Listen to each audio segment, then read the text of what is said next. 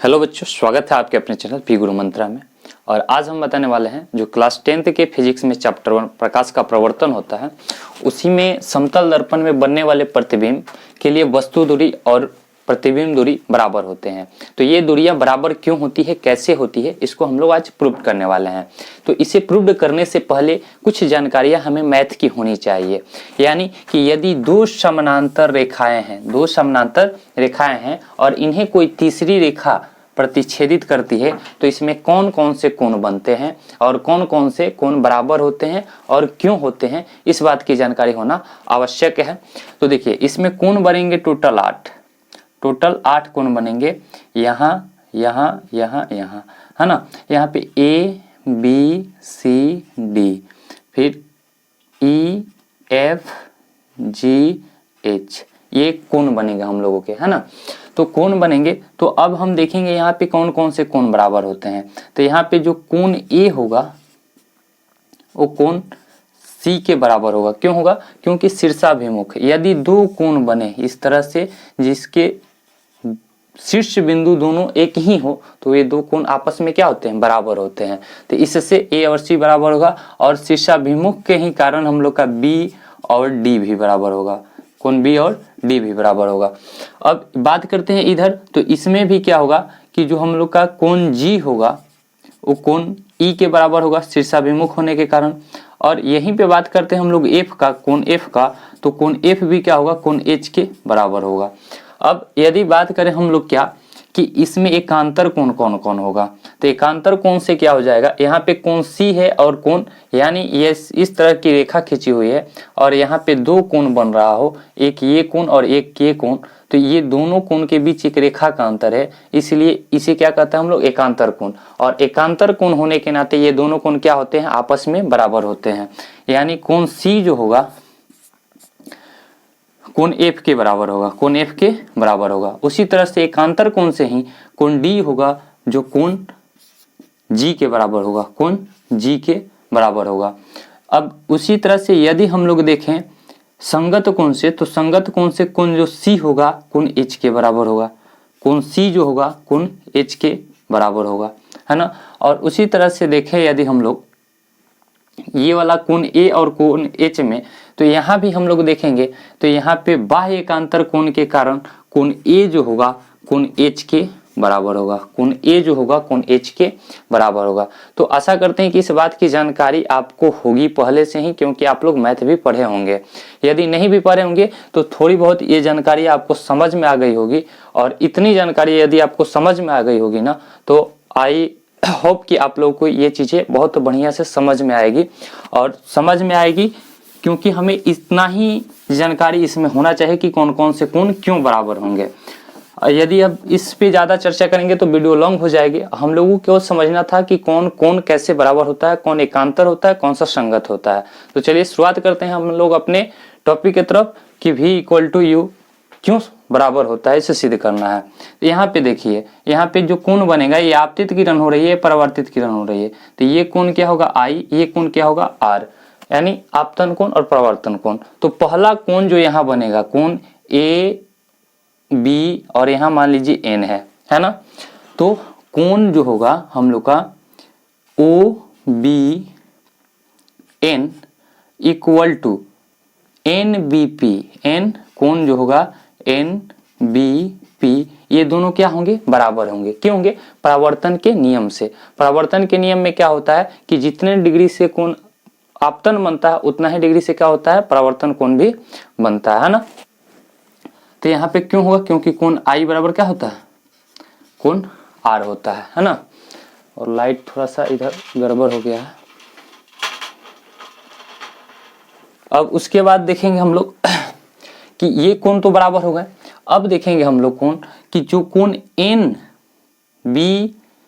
है वो किसके बराबर होगा?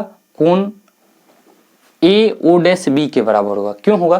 क्योंकि अभी आपको बताए हैं कि यदि इस तरह से कोई रेखा बनता है, इस तरह से कोई रेखा बनता है, तो संगत कोण से ये कोण और ये कोण क्या होंगे? बराबर होंगे। उसी तरह से ये वाला यदि समानांतर है AO' और NB, तो ये वाला भी कोण क्या होंगे? दोनों संगत कोण होंगे। और यदि दोनों आपस में संगत कोण होंगे तो दोनों क्या होंगे? बराबर भी होंगे। तो यहाँ पे क्या हो जाएगा, कोण N B P equal to क्या हो जाएगा हम लोग का, कोण ए ओ डैश बी, है ना।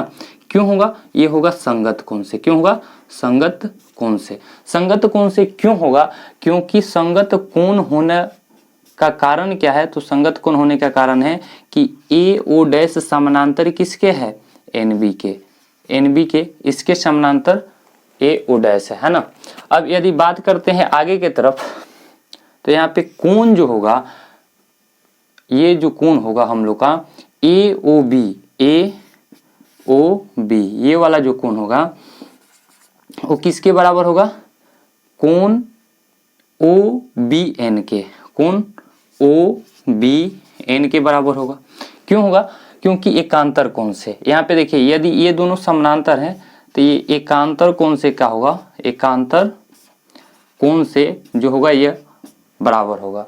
क्यों होगा एकांतर कोण से बराबर, क्योंकि यहाँ पे देखिएगा ओ और ओ डैश किसके समानांतर हैं, एन बी के समानांतर है, और एन बी के समानांतर है, तीसरी भुजा कोई जी प्रतिच्छेद करती है तो एकांतर कोण से दोनों कोण क्या होंगे, बराबर होंगे। इतना बराबर हो गया। अब इसके बाद हम लोग क्या करेंगे कि यदि ये वाला कोण और ये वाला कोण बराबर है, तो यानी ये जो आर है इसके तो बराबर है, तो जब ये वाला इसके बराबर है और ये कोण जो है ये आर के बराबर है, तो आर आई के बराबर और ये वाला भी आई, यानी कोण जो ये वाला होगा ए ओ बी होगा वो ए ओ डैश बी के भी बराबर होगा, है ना। तो यहाँ पे क्या हो जाएगा, कोण ए ओ बी इक्वल टू क्या हो जाएगा, कोण ए ओ डैश बी होगा। समझ में आया, क्योंकि ये आई जो है आर के बराबर है और ये भी आर है, और जब एकांतर कोण से ये वाला कोण भी आई है तो ये दोनों भी क्या होंगे, आपस में बराबर होंगे। और यहाँ पे क्या हो जाएगा, हम लोग का समीकरण एक हो जाएगा। समीकरण क्या हो जाएगा, एक हो जाएगा। अब आगे की तरफ बढ़ते हैं, तो इस फिगर में देखिएगा दो त्रिभुज बना हुआ है, ए ओ बी और ए ओ डैश बी बना हुआ है ना। तो इस त्रिभुज से देखेंगे हम लोग क्या क्या प्राप्त होता है। तो इस त्रिभुज में क्या बन रहा है, पहला त्रिभुज बना है ए ओ बी, और दूसरा त्रिभुज हम लोग का क्या बना हुआ है, ए ओ डैश बी, है ना। ये दोनों त्रिभुज बने हुए हैं, और इन त्रिभुज में देखेंगे कि ये दोनों कोण आपस में क्या है, बराबर हैं, आपस में बराबर हैं। तो समीकरण एक से देखेंगे तो क्या हो जाएगा, कोण ए ओ बी इक्वल टू क्या होगा, कोण ए ओ डैश बी। कैसे हुआ है, तो ये समीकरण एक से हुआ है। अब यदि बात करते हैं कि देखिएगा यहाँ भी 90 डिग्री का कोण बना है, यहाँ भी 90 डिग्री का कोण बना है, यानी कहीं ना कहीं दोनों कोण क्या है, बराबर है। तो जब बराबर है तो यहाँ पे हम लोग देखेंगे क्या कि कोण कोण ओ ए बी इक्वल टू क्या हो जाएगा, कोण ओ डैश ए बी। क्यों होगा, क्योंकि ये क्या है, दोनों कोण ही क्या है, 90 डिग्री का है, समकोण है 90 डिग्री का, है ना। जब ये दो कोण बराबर होंगे तो आपको ये भी पता होगा कि यदि दो त्रिभुज बनता है और दोनों त्रिभुज में एक उभयनिष्ठ भुजा होती है, तो ये भुजा जो होती है दोनों त्रिभुज के लिए क्या होगी, बराबर होगी।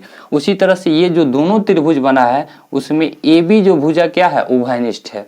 जब ए बी भुजा उभयनिष्ठ है तो कहीं ना कहीं दोनों के लिए बराबर होगा। तो यहाँ पे ए बी इक्वल टू क्या हो जाएगा, ए बी।